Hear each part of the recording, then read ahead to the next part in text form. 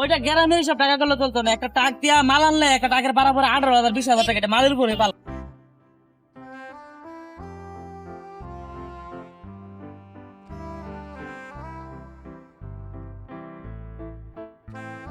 গ্রামের সব টাকা করলে চলতো না, গ্রামের সব টাকা করলে চলতো না।